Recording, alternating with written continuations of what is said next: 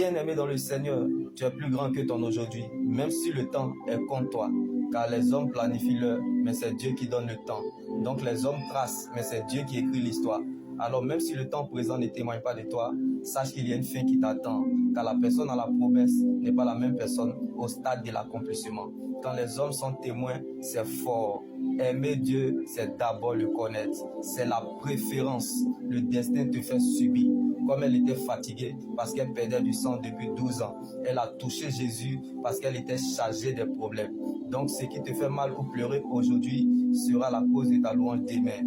Comme elle se préparait à aimer Dieu sans raison, apporte à la raison ce qui est inaccessible.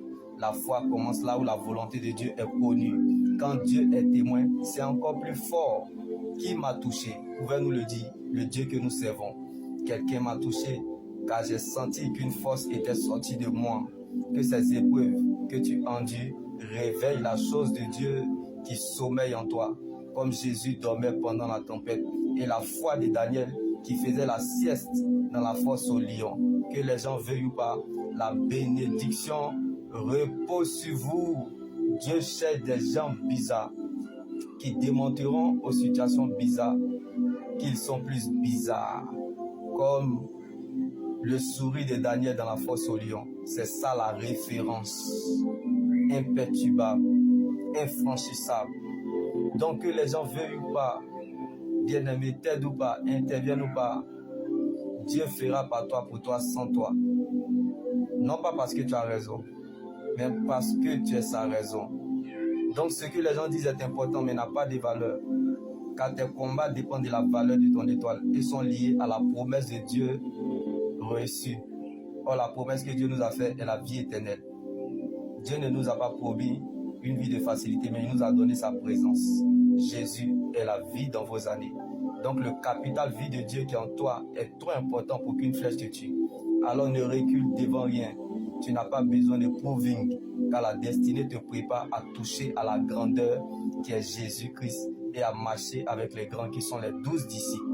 Comme la maladie de cette dernière, depuis 12 ans, définissait qu'elle était appelée à la grandeur. Quand tu donnes le temps au Saint-Esprit, il n'échoue jamais.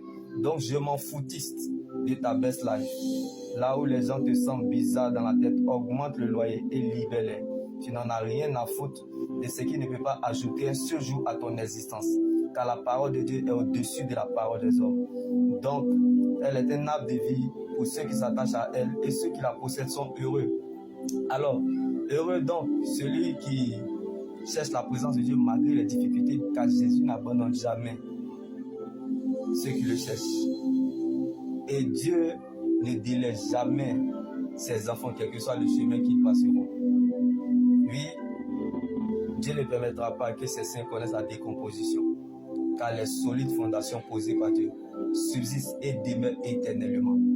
Car le Dieu que nous servons est un refuge le jour de la détresse pour ceux qui se confient en lui, ceux qui lui appartiennent, ceux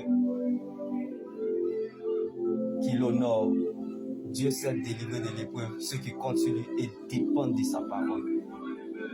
Jésus est la puissance d'une vie impérissable, le garant d'une bien meilleure alliance, dont tu peux tout faire sans avoir rien perdu parce que tu demeures dans le véritable.